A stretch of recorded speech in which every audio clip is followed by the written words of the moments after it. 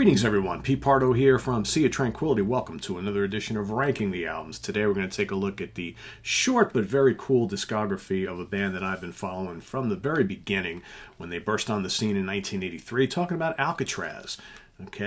Put together by ex-Rainbow, ex-Michael Schenker Group vocalist Graham Bonnet, Jimmy Waldo on keyboards, Gary Shea on bass, both ex of New England, and of course a very young Yngwie Malmsteen, ex of Steeler on lead guitar, and Jan Uvina on drums. That was the original band. They released No Parole from Rock and Roll in 1983, which wowed a lot of us. Since they've released 5 albums, a long break in between after a couple albums in the 80s. They got, like I said, 5 albums in total. I'm going to rank them as I like them.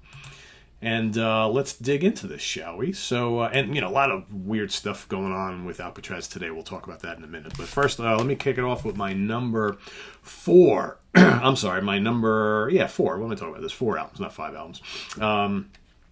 And I've got this weird release which has two of their albums in one set. So Dangerous Games from 1986. This is not what the original cover looked like. This has Disturbing the Peace and Dangerous Games. No other album cover art in here at all. But you got the as my booklet goes flying. Got the 2 discs for each album. But it was a budget set, and I picked this up a while ago. Anyway, Dangerous Games, 1986. So this was their 3rd album. Followed No Parole from Rock and Roll and Disturbing the Peace. Also the live album, Live Sentence. So here, first 3 albums, 3 different guitar players on each. So here we've got the one and only album featuring Danny Johnson on guitar. Pretty notable player, formerly with Derringer, also formerly in Axis with Vinny Appice, right? This is kind of like, the Dangerous Games album. Kind of very generic late 80s hard rock. You got a really great guitar player in the band, Mr. Johnson, who unfortunately doesn't have much to do, doesn't make much of an impact on the album, which is really sad. Very good player. This album kind of came and went, sank without a trace. Got some attention in Japan, which, the band were pretty big in Japan, so it was probably geared more towards their market. Late 80s, very keyboard dominated. Really keyboard dominated with just some absolutely terrible drum sounds on the album. A couple decent tracks, though. That Ain't Nothing. Rocks pretty hard. It's got a pretty intense vocal from Graham Bonnet. Some tasty guitar solos in that. That's like one of the only couple songs that really have much like in the area of impactful guitar work from Danny Johnson. Like I said, the rest of the album, a lot of ballads, a lot of keyboards and synths. It's just not a very interesting album, unfortunately. Double Man, kind of heavy. It's one of the other heavy tracks on here. But and an absolutely terrible cover of the Animals' classic It's My Life. And what's more is they put that as the kickoff song on the album.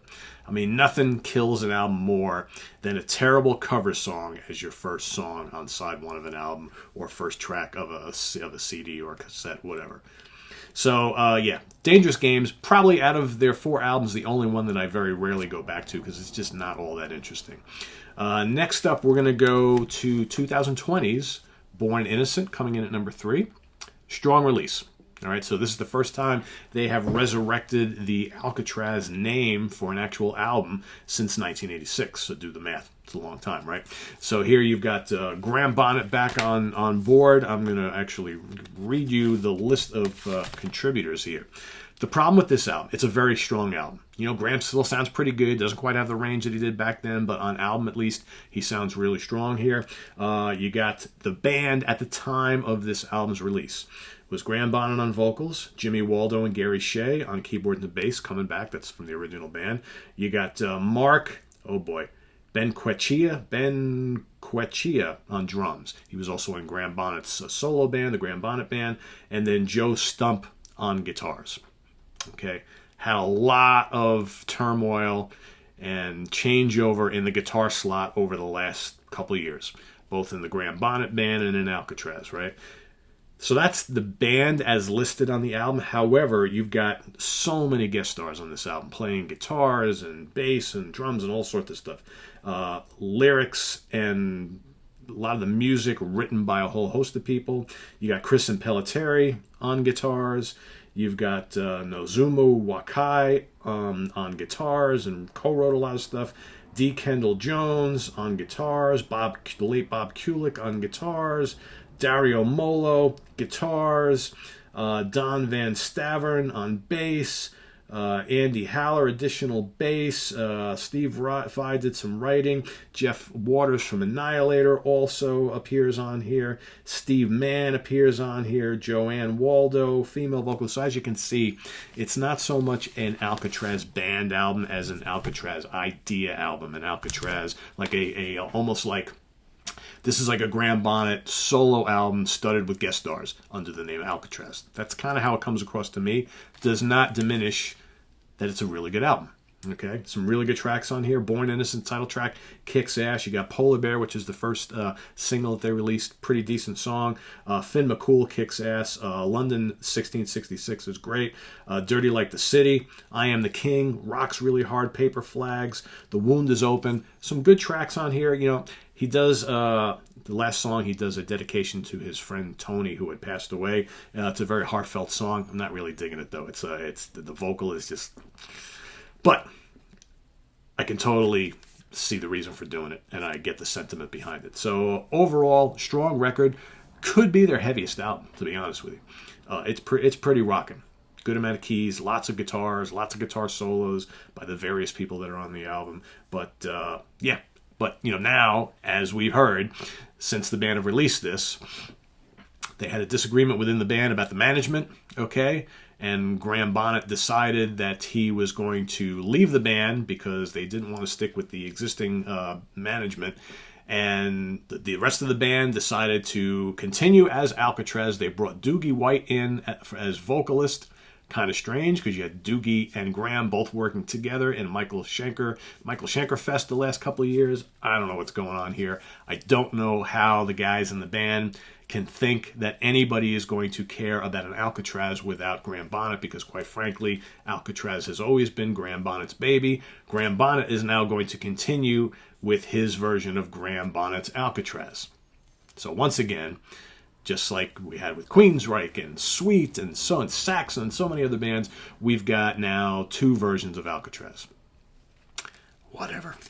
Anyway, good album nonetheless. Born Innocent comes in at number 3. Comes in at number 2, we're going to go back to this double thing here. We're going to go with Disturbin' the Peace from 1985. Really strong album. Completely different than the album that came before it, though. This is what happens when you go from Yngwie Malmsteen to Steve Vai on guitar, right?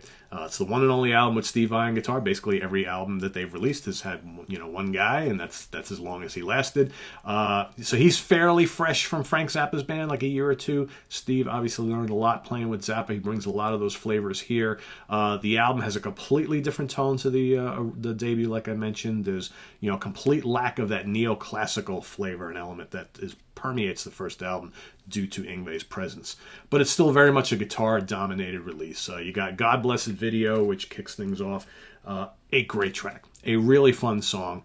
They did a video for it. It's ultra catchy. Some acrobatic guitar work from Vai. Should have been a huge hit.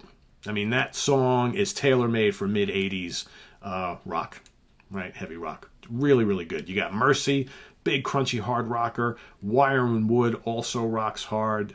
Balances the proggy keyboards with the guitars nicely and has a really aggressive, nasty Graham Bonnet vocal. You got Desert Diamond, which is slow, moody, plodding, atmospheric. It's got some cool kind of sitar, Middle Eastern elements going on through it. You got Stripper. Stripper is fast and furious and kind of that big arena rock acrobatics. A must if you're a fan of Van Halen from the same era. Some blazing Steve Vai guitar work on that. You got Painted Lover, catchy and memorable. And then at the end of the album, you got the doom-laden Breaking the Heart of the City, which is a really cool, slow-paced and heavy song with some great vocals and a lot of good work from the entire band on that. Really good album. I think if it wasn't for the debut, Disturbin' the Peace would be probably the most notable Alcatrazz album. But, you know, when you're going up against the debut from 1983, hard to beat this. Hard to beat this. This was pretty much... You know, this was 1983, so I was 17 years old. This album, for a lot of us, was a game changer when it came out. Not that it's the heaviest album you've ever heard at the time, right? But this announced the arrival of a young kid named Yngwie Malmsteen from Sweden, who, you know, There were others who did that kind of neoclassical thing before him. You know, you had obviously Richie Blackmore dabbled in that, Uli John Roth, of course, Al Di Meola, right? But nobody kind of put it within this kind of framework like Yngwie did here. And Graham Bonnet sounds incredible. The songwriting in here is so good. Like I said, this is the original band. You had Island in the Sun, which was, you know, somewhat of a little minor hit. Okay, great, catchy number. You got General Hospital, rocks hard, great riffs, Jet to Jet, classic Alcatrazz song. The amazing Hiroshima Mon Amour with some incredible Yngwie soloing. You got Kri Nakuri, Incubus, Too Young to Die, Too Drunk to Live. You know, the playful Bigfoot, Star Car Lane, great song, and the emotional Suffer Me. There are some absolutely face-melting guitar solos from Yngwie on here. And not only face-melting, really memorable. I think one of the things that a lot of people have criticized Yngwie for in years following this, especially, you know, after his first couple of solo albums, is that the guitar solos became less memorable and more just to kind of show flash for flash. Whereas on this album, and especially those first couple of Yngwie Malmsteen's Rising Force albums, his solos were very memorable, okay? And really, so much so on this album. And, you know, he proves also to be a very, very good rhythm guitar player. There's all sorts of really great riffs on here. The keyboards are really good on here from Mr. Waldo. Just a really good album. Really, really good album. Very melodic. All the songs are instantly memorable. I played the hell out of this when it was first released back in 1983. This was an album that so many people just completely turned our heads and we're like, whoa, yeah, Graham Bonnet, sure, cool. Remember him, but that guitar player. And I think I've told the story before. Alcatrazz went out on the road with Ted Nugent that year, or shortly thereafter. And I remember going to see that show at the Mid-Hudson Civic Center in Poughkeepsie, New York. And, obviously Alcatrazz were the openers. And I remember before, it's like 7:30 or 8 o'clock, whatever time before the opener went on. And you had people in the audience. We knew we were getting ready for showtime. And people in the audience were shouting, Yngwie, Yngwie, Yngwie. And the curtain's still down. And all of a sudden, you see the curtain at the side of the stage on the right-hand side, the curtain peer back. And there is Yngwie. And he's looking at it, and he goes like this. He pulls the curtain back, and then you hear Yngwie in the background. And it was just really cool. I mean, he knew right then and there. All right? I'm sure he heard it at other shows, but he knew he was a star. And there he was up there, and again, he was probably, I think he's only a year or two older than me, if that. And he was up there on stage, and he owned the stage, and he knew he was the star of that band. Maybe to the detriment of the rest of the guys in the band, right, who wanted to be a band and not just this, backing group of musicians for this young kid, but you could not deny the talent of this guy. You really could not. So there you have it. That's my ranking of the albums. No Parole from Rock and Roll, the debut coming in number 1, Disturbing the Peace from 85, number 2. Number 3, we're going to go with Born Innocent from 2020, and Dangerous Games from 1986 coming in at number 4. Curious to see how you guys rank the catalog of Alcatrazz, so do that below in the comments. Curious to see what everybody thinks of this really cool band who have been around for a long time, but not a big output, obviously. So this is on the web at www.seaoftranquility.org. We're on Facebook, we're on Twitter, of course, we're here on YouTube all the damn time. Coming up tonight, we've got another Monsters Den episode. Chris Allo and Dan Brown and myself are going to get into this big discussion of George Romero's Dawn of the Dead. Chris wants to show off and talk about the new 4K deluxe box set, as well as all of us kind of showing off the various releases that we have of Dawn of the Dead. And then tonight, I'm going to be guesting on Steve Keeler's Rock Fantasy Files YouTube show. It is the 1-year anniversary of the passing of Rush drum legend Neil Peart, and it's going to be an all Rush discussion show. So I'll have the links for you for that later on, so you can go over there to Steve's YouTube channel. Watch that. Hopefully subscribe to his channel. He's got lots of cool interviews and things over there. And tomorrow morning, Martin Popoff's coming back on the show. We're going to rank the catalog of German heavy metal legends. Except Rich Catino and I this weekend are going to rank our 10 favorite albums of American thrash veterans. Overkill. Martin's back on the show Monday. We're going to rank the catalog, the solo catalog of Robert Plant. You got the Monday Night Squares coming up. All sorts of other stuff happening next week. So stay tuned. and we'll see you real soon. Take care. Bye-bye.